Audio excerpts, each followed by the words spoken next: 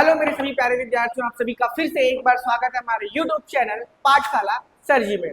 तो आज हम वीडियो नंबर 5 में आ चुके हैं, जो कि आपका क्लास 10 का इम्पोर्टेंट क्वेश्चन होने वाला है, जो कि आपका सीरीज चल रहा था अभी 4 मार्क्स वाला। तो आइए इसको आगे कंटिन्यू करते हैं। ये क्वेश्चन भी हमने कल कर लिया था, ये क्वेश्चन भी हमने कल कर लिया था। अब आते हैं हमने क्वेश्चन नंबर 13। क्या लिखा है? एक गोले का आयतन ज्ञात कीजिए जिसका पृष्ठीय क्षेत्रफल कितना दिया है, 154 स्क्वायर सेंटीमीटर। तो चलिए इस क्वेश्चन को बनाते हैं हम लोग। सबसे पहले लिखेंगे दिया है, क्या दिया है? गोले का पृष्ठीय क्षेत्रफल, जो कि कितना दिया है, 154 वर्ग सेंटीमीटर। तो गोले का पृष्ठीय क्षेत्रफल का फॉर्मूला क्या होता है? 4 pi r square, 4 pi r square, जो कि कितना है 154। ठीक है, तो 4 पाई का value 22/7 r square is equal to 154, 154। अब इसको हम लोग सॉल्व करेंगे। ठीक है, तो आर स्क्वायर यहीं पे रहेगा 154। ये जो 7 है कहाँ है? नीचे। ये कहाँ चले जाएगा आपका? ऊपर। उसके बाद ये 4 और 22 कहाँ आएगा? नीचे। ठीक है, अब ध्यान से देखेंगे यहाँ पे 2 1 जा 2 1 जा। उसके बाद यहाँ पे काटेंगे हम लोग 2 7 जा 14, 2 7 जा 14। उसके बाद 11 से 11 1 जा 11, 11 7 जा 77। तो हमारे पास क्या बचा यहाँ पास? R square is equal to 7 into 7, और 4 को क्या लिख सकते हैं हम लोग? 2 मल्टीप्लाई 2। तो आर इज इक्वल टू यहाँ पास क्या आएगा? 7/2 का होल स्क्वायर, और यहाँ भी स्क्वायर। तो आर इज इक्वल टू लिख सकते हैं हम लोग 7/2 सेंटीमीटर। आर का वैल्यू हमारे पास निकल गया। अब क्या बोला है क्वेश्चन में? गोले का आयतन। ठीक है, तो गोले का आयतन का फॉर्मूला लगाना है, फिर बन गया। तो क्या कहते हैं? वॉल्यूम। तो यहाँ पे भी लिख सकते हैं फॉर्मूला 4/3 पाई आर क्यूब। ठीक है, 4 का 4 3 पाई का वैल्यू फिर से अगेन 22/7। आर का वैल्यू हमने अभी भी निकाला है 7/2, यहाँ पास क्यूब। अब इसको सॉल्व करेंगे 4/3 22/7, 7/2 कितने बार आएगा? 3 बार। ठीक, अब देखेंगे 7 से 7 कैंसल, 2 2 जा 4 नीचे का, और ये 4 ऊपर का। तो हमारे पास फाइनली क्या बच गया? 22 इंटू 7 इंटू 7, और नीचे में क्या है? 3, और यहाँ पर है आपका 2। तो और कटेगा 2 से कितनी टाइम्स? 11 टाइम्स। 11 इंटू 7 7 जा 49, और यहाँ पर बच गया आपका 3। अब 11 से मल्टीप्लाई करेंगे और 3 से डिवाइड। ठीक है, ये आपका आ जाएगा 9, फिर उसके बाद 9 4 13 का 3 कैरी 1, ये हो जाएगा 539। अब 3 से इसको डिवाइड कर लेते हैं, तो 3 1 जा 3, 3 1 का 3। उसके बाद आपका यहाँ से बचेगा 2, और ये 23, तो 3 सत्ते 21। अब 2 बचेगा, और यहाँ से 29। ठीक है, तो 3 9 जा 27। उसके बाद 2 बचा, तो 3 छक्के 18, फिर 2 बचेगा, और यहाँ पर इसको ले लेंगे हम लोग 6 7। ये आ गया आपका आयतन। ठीक है, तो गोले का जो आयतन है वो किस में रहता है? घन सेंटीमीटर, जिसको हम लोग क्या बोलते हैं? Cubic centimetre. तो अगले क्वेश्चन में आते हैं। सेम क्वेश्चन नंबर है, क्या लिखा है? किसी शंक्वाकार कप के आधार की परिधि कितना दिया है आपको? 22 सेंटीमीटर। उसके बाद क्या दिया है? ऊंचाई कितना दिया है? 6 सेंटीमीटर। उसमें अधिकतम कितना पानी रखा जा सकता है? ठीक है, आपको दिया है एक शंकु, शंकु में कितना पानी रखा जा सकता है? इसके लिए आपको आयतन का फॉर्मूला लगाना पड़ेगा। ठीक है, तो आयतन के लिए आपको क्या पता होना चाहिए? त्रिज्या। चलिए फटाफट बनाते हैं। ये मान के चलो आपका शंकु है,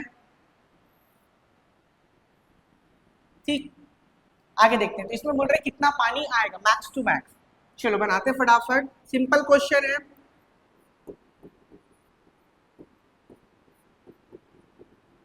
दिया है, ठीक है, क्या दिया है, आधार की परिधि, ठीक लिखते हैं,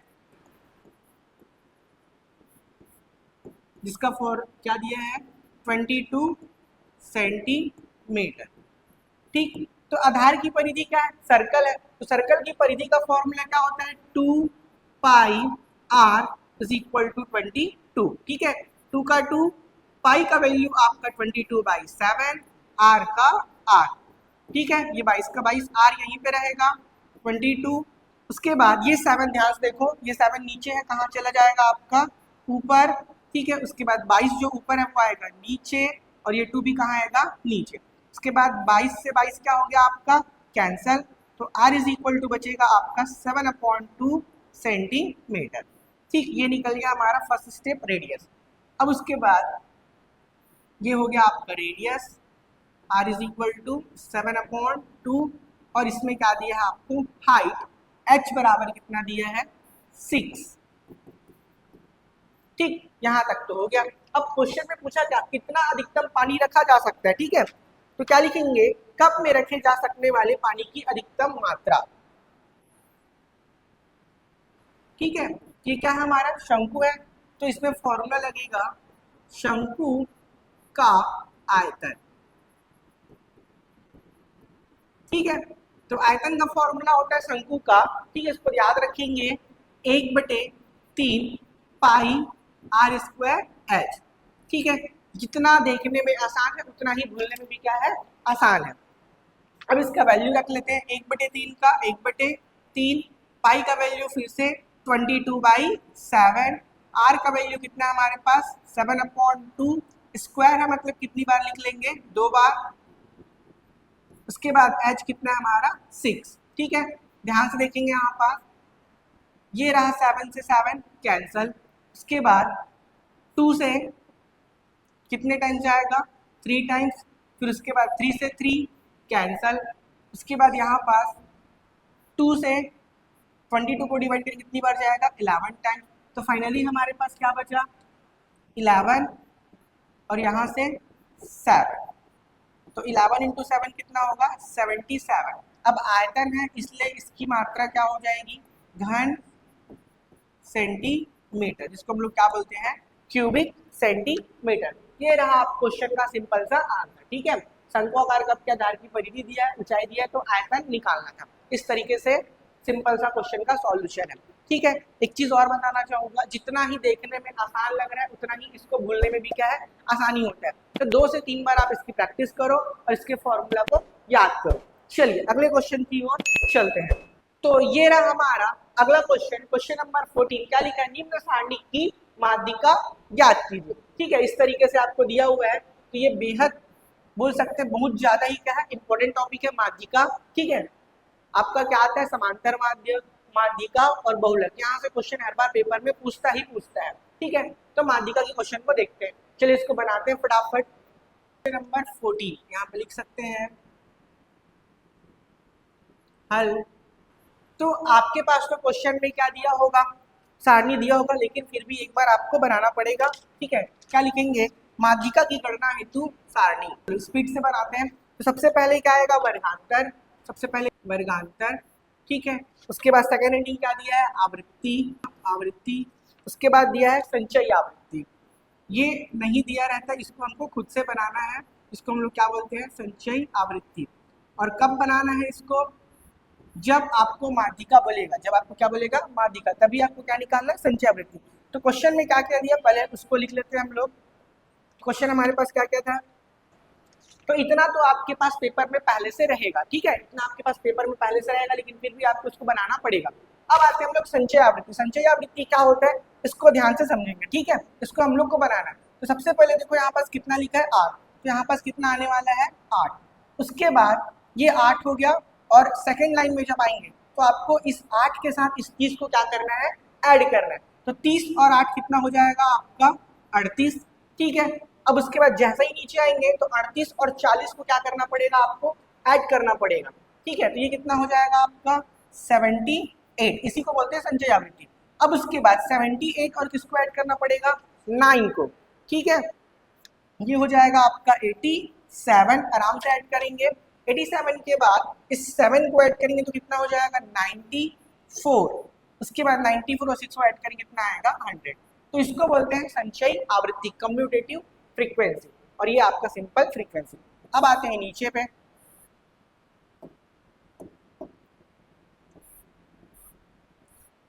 ठीक है। तो यहाँ पास लिखेंगे हम लोग योग, क्या लिखेंगे, योग, टोटल कितना है, तो इसी को हमने अभी ऐड किया है, ठीक है। 40 और 30 70, 70 के बाद आपका हो जाएगा ये 79, 79 में आपको जोड़ेंगे 6, ठीक है। 17 और 6 85, उसके बाद 8 7 15, ये टोटल कितना हो रहा है, n इज इक्वल टू 100। यहाँ पे भी जोड़ के लिखे हैं n इज इक्वल टू 100, तो यहाँ पे कुछ नहीं आएगा, ये बॉक्स सबका खाली रहेगा। अब आते हैं इसके सॉल्यूशन पे, ठीक। ये टेबल हमारा क्या हो गया, कंप्लीट। अब यहाँ से चालू होगा, तो सबसे पहले हम लोग लिखेंगे माध्यिका अंक, क्या लिखेंगे, माध्यिका अंक। तो माध्यिका अंक जो है हमारा, ठीक है, यहाँ पास क्या आया है, n इज इक्वल टू 100, वहीं से निकलता है। चलो यहाँ पे निकालते हैं n अपॉन 2, तो n का वैल्यू कितना आया है 100 अपॉन 2, तो फाइनली कितना आ जाएगा ये 50। अब जो ये माध्यिका आ गया 50, इसी के बेसिस पे, इसी के बेस पे पूरा क्वेश्चन बनेगा। तो 50 जो देखो, ये यहाँ तक 8 है, यहाँ तक क्या है 38 है, 38 के अंदर में 50 तो आएगा नहीं, तो 50 किस में आएगा, भले इससे बड़े वाले में आएगा। ये हो जाएगा हमारा मेन फ्रीक्वेंसी, ये लाइन हो जाएगा, और ये हो जाएगा हमारा 20 to 30, और ये इसका फ्रीक्वेंसी। 78 वाली लाइन को ही क्यों ले, क्योंकि जो माध्यिका अंक है वो कितना है आपका 50, तो ये ना 8 के अंदर आएगा ना 38 के अंदर, तो किसके अंदर आएगा 78 वाले पे, ठीक।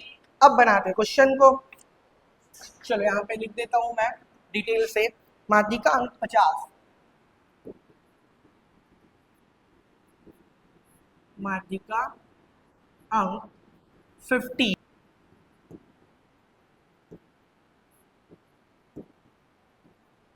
तो इसीलिए हम लोग क्या लिखेंगे, माध्यिका वर्ग। जो मेन माध्यिका वर्ग है वो हमारा क्या हो जाएगा 20 से लेके 30, 20-30, ठीक, ये हो गया। इसके बाद हमको और भी वैल्यू निकालना पड़ेगा, जैसे कि आपका हो गया L, ठीक। तो L is equal to lower limit होता है, जो कि आपका यहीं से देखने से पता चलेगा 20, और क्या निकालना पड़ेगा आपको F, जो मेन फ्रीक्वेंसी है, ठीक है। तो मेन फ्रीक्वेंसी देखो यहाँ पास कितना आ रहा है आपका 40, 40, और क्या निकालेंगे हम लोग CF, कम्यूटेटिव फ्रीक्वेंसी, ये 78 के जस्ट ऊपर वाला, ठीक है, 78 के जस्ट ऊपर वाला, इसको हम लोग क्या बोलते हैं CF, ठीक, जो कि क्या हमारा 38। इसके बाद एक चीज और निकालना रहता है H, तो H का वैल्यू क्या होता है, 30 में से 20 गया, कितना 30 में से 20 गया तो 10, मतलब 10 का गैप है, कितने का गैप है 10 का, इसको बोलते हैं क्लास साइज। सारी चीज हो गए, अब हम लोग लगाएंगे फॉर्मूला, ठीक है। ये निकल रहा है माध्यिका, तो माध्यिका का फॉर्मूला याद रखेंगे, L सबसे पहले क्या आएगा L प्लस, उसके बाद n अपॉन 2 माइनस CF पूरे के अपॉन में आपका आएगा F, इसको ब्रैकेट लगाएंगे, इनटू H, ठीक है।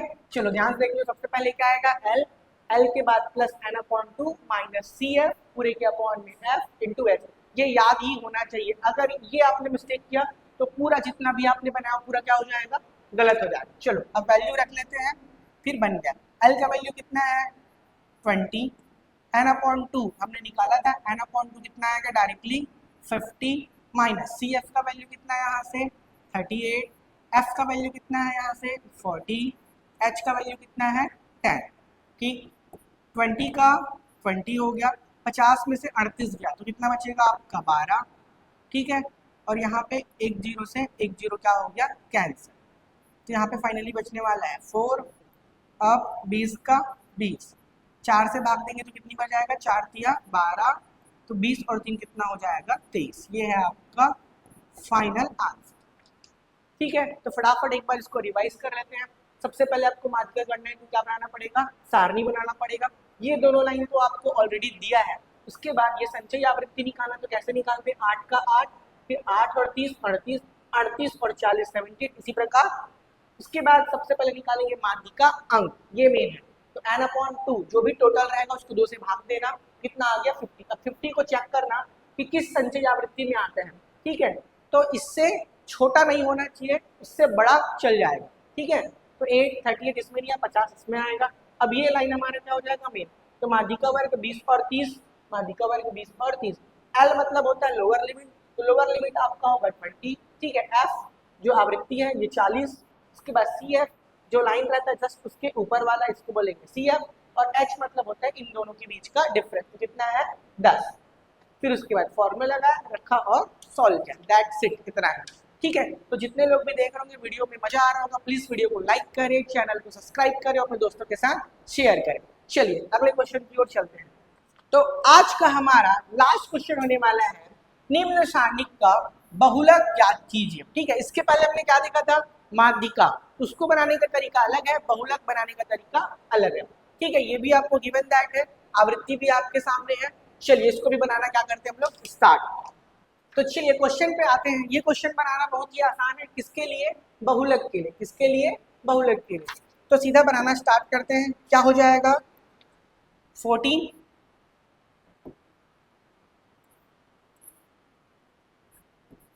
ठीक है, क्वेश्चन नंबर 14 है।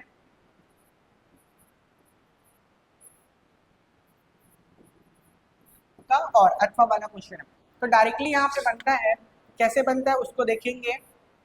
बहुलक में आपको बनाने की जरूरत नहीं, डायरेक्ट आपको बताना है कि देखने से स्पष्ट है। ठीक है, तो क्या लिखेंगे,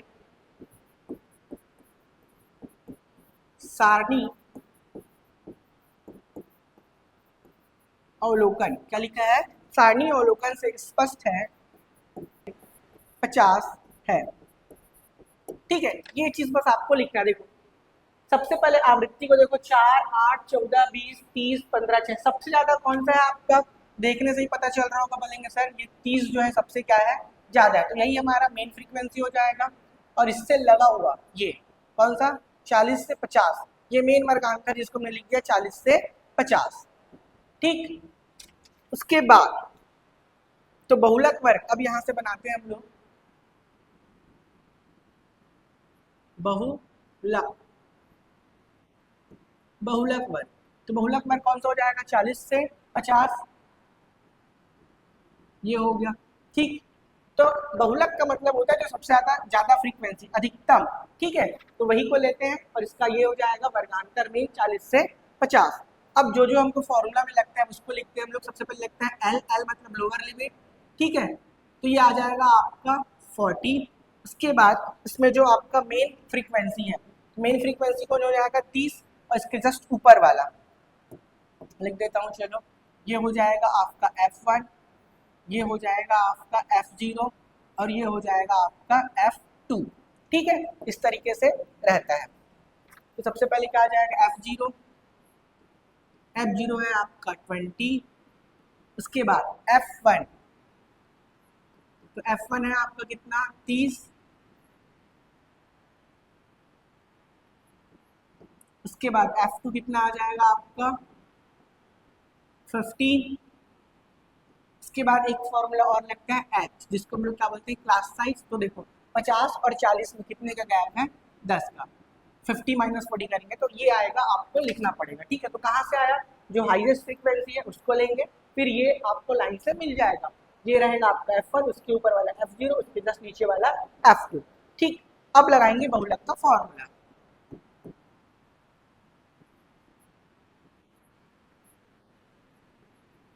बहुलक, ठीक है,